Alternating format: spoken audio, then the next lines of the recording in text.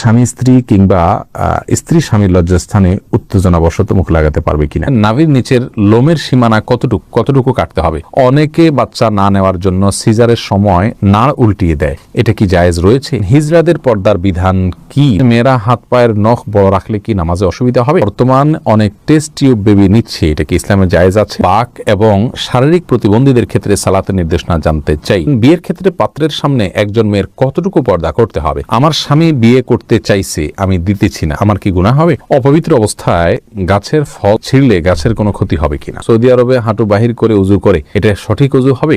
নাফিজা নুজহা জানতেছেন রাতে নখ কাটা যাবে কিনা? যাবে। গোসলের পর নখ কাটলে কি অপবিত্র হয়ে যাবে? না, হবে না। ফয়সাল, আপনি প্রশ্ন করেছেন অপবিত্র অবস্থায় গাছের ফল ছিঁড়লে গাছের কোনো ক্ষতি হবে কিনা। এর উত্তর হলো অপবিত্র অবস্থায় গাছের কোনো ফল ছিঁড়লে গাছের কোনো ক্ষতি হবে না, এমনকি যিনি ছিঁড়বেন তারও কোনো ক্ষতি হবে না। ফল ছেঁড়ার ক্ষেত্রে পবিত্রতা অপবিত্রতার বিষয়টি কোনো নিষিদ্ধ বা এরকম কিছু নয়, বরং যে কোনো অবস্থাতে আপনি প্রয়োজন হলে গাছের ফল ছিঁড়তে পারবেন। সাদ বিন আব্দুর রহিম, আপনি জানতে চেয়েছেন নাভির নিচের লোমের সীমানা কতটুকু কাটতে হবে? নাভির নিচ থেকে নিয়ে আপনার দোড়ানের চিপায় যে সমস্ত লোম থাকে সবগুলোকেই আপনি কাটবেন যতটুকু সম্ভব, কিছু যদি থেকে যায় তাতে অসুবিধা নেই। রেজাউল করিম জানতে চেয়েছেন বর্তমান অনেক টেস্ট টিউব বেবি নিচ্ছে, এটা কি ইসলামে জায়েজ আছে?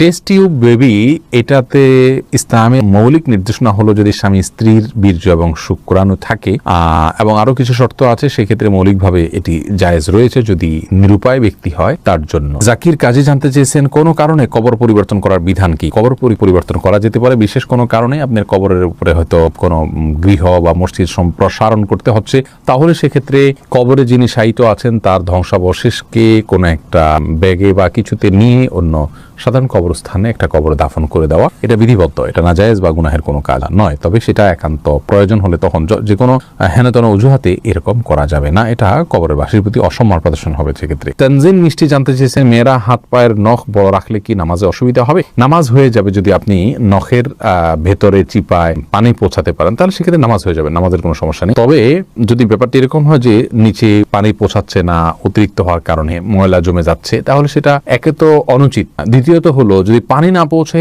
তাহলে সেক্ষেত্রে নামাজই হবে না। যেমন নখ যদি বের হয়ে থাকে তাহলে তলার অংশতে পানি পৌঁছাইতে হবে, কারণ বাইর হয়ে আছে, ওইটা আপনার দৃশ্যমান অংশ হয়ে গেল, অতএব ওখানে পানি পৌঁছাইতে হবে, সেখানে আপনাকে পানি পৌঁছাটা নিশ্চিত করতে হবে। যদি করেন তাহলে সেক্ষেত্রে নামাজ হয়ে যাবে, কিন্তু এরকম করাটা অনুচিত। এমডি জান্নাতুল ফেরদাউস জান্নাত, আপনি জানতে চেয়েছেন বাক এবং শারীরিক প্রতিবন্ধীদের ক্ষেত্রে সালাতের নির্দেশনা জানতে চাই। বাক প্রতিবন্ধী যারা, তারা মুখে যদি কোনোভাবে উচ্চারণ করতে না পারেন তাহলে সেক্ষেত্রে মনে মনে আপনার যেগুলো পাঠ করার কথা সেগুলো পাঠ করবেন এবং রুকু সিজদা স্বাভাবিক অবস্থাতে তিনি করবেন। আর শারীরিক প্রতিবন্ধী যারা, তারা যেভাবে পারেন সেভাবে সালাত আদায় করবেন। আল্লাহ রাব্বুল আলামিন বলেছেন ফাত্তাকুল্লাহ মাসতাতা'তুম, তোমরা আল্লাহকে যতটুকু সাধ্যে কুলায় ততটুকু ভয় করো। অতএব প্রত্যেকে যার সাধ্য অনুযায়ী তার আমলগুলো সম্পাদন করতে হবে। আবু হানিফা আরিফ জানতে চেয়েছেন হিজড়াদের পর্দার বিধান কি? ভাই আবু হানিফা, হিজড়া যারা, তাদের জন্য পর্দার বিধান হলো তারা সাধারণ অবস্থাতে যদি পুরুষের সাথে তাদের সাদৃশ্যটা বেশি হয় তাহলে সেক্ষেত্রে তারা পুরুষদের সাথে দেখা করবেন, মেয়েদের সাথে পর্দা করবেন। আর যদি তাদের শারীরিক গঠন মেয়েদের আলামত, মেয়েদের শরীরের গঠনটা তাদের মধ্যে বেশি থাকে, পুরুষের গঠনটা কম থাকে, তাহলে সেক্ষেত্রে মেয়েদের বিধান তাদের জন্য প্রযোজ্য হবে, তারা পুরুষদের সাথে পর্দা করবেন।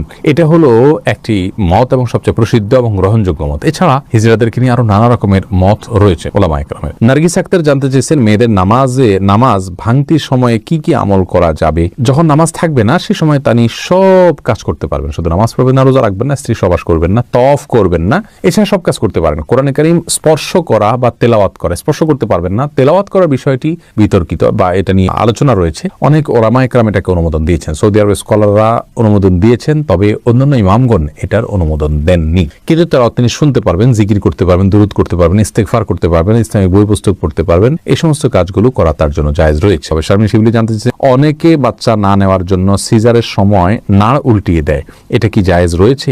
সাময়িক যদি হয় এটা তাহলে এটা জায়েজ রয়েছে, যদি স্থায়ী হয় তাহলে এটা জায়েজ নাই। মাহমুদুল হোসেন মিমু, আপনি জানতে চেয়েছেন বিয়ের ক্ষেত্রে পাত্রের সামনে একজন মেয়ের কতটুকু পর্দা করতে হবে? সাধারণ চেহারা, মুখাবয়ব, এটা দেখার নির্দেশনা রয়েছে। রাসূল আকরাম সাল্লাল্লাহু আলাইহি সাল্লাম একজন সাহাবীকে বিয়ের প্রস্তাব দিয়েছেন কোন একজন মেয়েকে, তিনি বলেছেন ফানজুর ইলাইহা, তুমি তাকে দেখে নাও। অন্য এক বর্ণনায় আসছে তিনি বলেছেন ফাইন্না ফি আয়ুনিল আনসারি, সেই আনসারী মেয়েকে বিয়ের প্রস্তাব করেছেন মুহাজির সাহাবী, তখন বলেছেন আনসারীদের চোখে একটু অসুবিধা আছে, অর্থাৎ ঘোলাটে ভাব বা কিছু একটা আছে, আঞ্চলিক, তখন তিনি বলেছেন যে তুমি দেখে নাও, তোমার ভালো লাগে তুমি করো। তো এখান থেকে বোঝা যায় যে সাধারণ যে অঙ্গগুলো আছে, হাত পা মুখ, এগুলো দেখবে। এর বাইরে এই প্রকাশ্য অঙ্গ ছাড়া তার অন্য কোনো অঙ্গ দেখতে যাবে না। চুল, মাথার চুল দেখতে পারে, এই জাতীয় বিষয়গুলো দেখবে, বাহ্যিক যে অঙ্গগুলো থাকে সেগুলো। মাহমুদুল্লাহ এই আইডি থেকে আপনি জানতে চেয়েছেন, আমার স্বামী বিয়ে করতে চাইছে, আমি দিতেছি না, আমার কি গুনাহ হবে? তাহলে পুরুষ আইডি থেকে কোনো বোন হয়তো প্রশ্ন করেছেন। দেখুন, আপনার স্বামী যদি বিয়ে করতে চান আর আপনি তাকে বিবাহ করতে না দেন, যৌক্তিক কারণে যদি মানা করেন, তাহলে তো ঠিক আছে। যেমন স্বামীর সেরকম আর্থিক সক্ষমতা নেই, শারীরিক সক্ষমতা নেই, বিবাহ করার মতো পরিবেশ তার জন্য নেই, তাহলে সেক্ষেত্রে আপনি বাধা দিতে পারেন। কিন্তু সেগুলো যদি তার থাকে, তাহলে সেক্ষেত্রে আপনার জন্য বাধা দেওয়া উচিত নয়। তবে হ্যাঁ, এই কারণে আপনার গুনাহ হবে আমি সেটা বলবো না। বাধা আপনি দিতে পারেন এই অর্থে যে আপনি সতীন চাচ্ছেন না, আপনি স্বামীর কাজের পরিণাম তাদের উভয়ের জন্য ভালো হবে না, সেই দৃষ্টিকোণ থেকে আপনি বাধা দিচ্ছেন, তাহলে আপনি দিতেই পারেন, গুনাহ হবে না। কিন্তু যদি আপনার আল্লাহর বিধানের প্রতি আপনার অবজ্ঞা থাকে এবং অশ্রদ্ধা থাকে, তাহলে সেটি ভিন্ন কথা। সেটার কারণে হলে গুনাহ শুধু হবে না, তার কারণে ঈমানও যেতে পারে। বিল্লাল বাঙালি আপনি জানতে চেয়েছেন, সৌদি আরবে হাঁটু বাহির করে উজু করে, এটা সঠিক উজু হবে? উজু হয়ে যাবে ভাই বিল্লাল, তবে হাঁটুর কাপড় সরিয়ে ফেলা এটা জায়েজ কিনা সেটা হলো মূল প্রশ্নের বিষয়। ওযু নিয়ে এটা নিয়ে আপত্তি নেই, হাঁটুর কাপড় উঠায় উযু করলে উযু হয়ে যাবে, বা উযু অবস্থায় হাঁটুর কাপড় উঠে গেলেও উযু থাকবে, নষ্ট হয়ে যাবে না। কিন্তু হাঁটুর উপরে কাপড় উঠানো পুরুষের জন্য এটা জায়েজ কিনা, বিশেষ করে অন্য পুরুষদের সামনে, এই নিয়ে ওলামা একরামের এবং ফুকাহা একরামের মতো পার্থক্য আছে যে হাঁটু এটা সতরের অংশ কি না। বিশুদ্ধ মত অনুযায়ী এটা সতরের অংশ। তো তবে সৌদি আরবের ওলামা একরাম এবং অনেকের মতেই আপনার হাঁটু এটা সতরের অংশ নয়। যেহেতু এটা সতরের অংশ নয়, যার কারণে এটা উন্মুক্ত হলে গুনাহ হবে না। এটার একটা যৌক্তিক ব্যাখ্যা এবং কারণ তাদের কাছে আছে, যার কারণে সেটাকে আমরা খারাপ সেন্সে দেখব না। তবে হ্যাঁ, একজন মুসলিমের জন্য যথাসম্ভব লাজ, লজ্জা এবং আপনার এই জাতীয় বিষয়গুলোর প্রতি খেয়াল রাখা উচিত, যাতে করে অন্যের সামনে তার ব্যক্তিত্ব রক্ষা হয়। ওসমান ইবনে আফফান রাদিয়াল্লাহু তাআলা আনহুর পায়ের গোছা পর্যন্ত কখনো দেখা যেত না। তিনি এতটা নিজেকে সংযত রাখতেন এবং কাপড় চোপড়ে আবৃত্তি করে রাখতেন। এটা এক ধরনের ভদ্রতা। যাই হোক, শরীয়তের বিধানের কথা বলতে গেলে যেহেতু একটা শরঈ ব্যাখ্যা রয়েছে তাদের কাছে, যার কারণে সেটাকে আমরা হারাম বা গুনাহ বলতে পারবো না। তারিয়া আলম আপনি জানতে চেয়েছেন, কেউ বদদোয়া করলে এই বদদোয়া কাটানোর জন্য কি করতে হবে? বদদোয়া কাটানোর কোনো সিস্টেম নেই। আল্লাহর কাছে ইস্তেগফার করবেন এবং চেষ্টা করবেন ভালো পথে থাকার জন্য, আল্লাহর কাছে আশ্রয় চাইবেন। এনাম জানতে চেয়েছেন, চিরকুমার থাকা কি জায়েজ আছে? না, চিরকুমার থাকা জায়েজ নাই, যদি কেউ এটাকে সওয়াবের কাজ মনে করেন। হ্যাঁ, দিনের কোনো কাজ, বড় কোনো দায়িত্ব পালন করতে গিয়ে, দিনের জ্ঞান অর্জন করতে গিয়ে তিনি বিয়ে করার সুযোগ পাচ্ছেন না, তাহলে সেটা তার জন্য জায়েজ রয়েছে, এইটুকু বলা যেতে পারে। তবে রাসূল করিম সাল্লাল্লাহু আলাইহি সাল্লাম বিবাহ না করে থাকার বিষয়টিকে সমালোচনা করেছেন এবং তিনি বলেছেন যে তোমরা বিবাহ করো, বিবাহ আমার সুন্নাহর অন্তর্ভুক্ত। এই জন্য বিবাহ করে, সংসার করে, তার ফাঁকে ফাঁকে ইবাদতবন্দি করা, ইলম শিখা, সেটা হলো উচিত এবং উত্তম। রিজওয়ানুর রহমান হৃদয় জানতে চেয়েছেন, স্বামী স্ত্রী কিংবা স্ত্রী স্বামীর লজ্জাস্থানে উত্তেজনাবশত মুখ লাগাতে পারবে কিনা?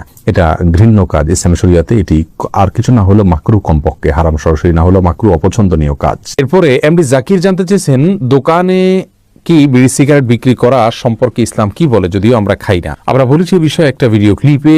দোকানে বিড়ি সিগারেট রেখে বিক্রি করলে সেই উপার্জিত অর্থ আমাদের জন্য হালাল হবে না। যদি কেউ দোকানে বিড়ি সিগারেট না রেখে দোকানদারি করতে পারেন, সেটা হবে সবচেয়ে ভালো। আর যদি এটা না রেখে তিনি তা কোনো উপায় না থাকে, তাহলে সেক্ষেত্রে এইটার উপার্জনের টাকাটাকে তিনি আলাদা করে রাখবেন, সেটা তিনি ভক্ষণ করবেন না এবং সেটা তিনি দান করে দিবেন সওয়াবে নিয়ত করা ছাড়া। এটা হলো তার নিষ্কৃতির উপায়। আর সাধারণ অবস্থাতে বিড়ি সিগারেট বিক্রি করা জায়েজ নেই, কারণ এটা অন্যায় কাজে সহযোগিতা করার শামিল।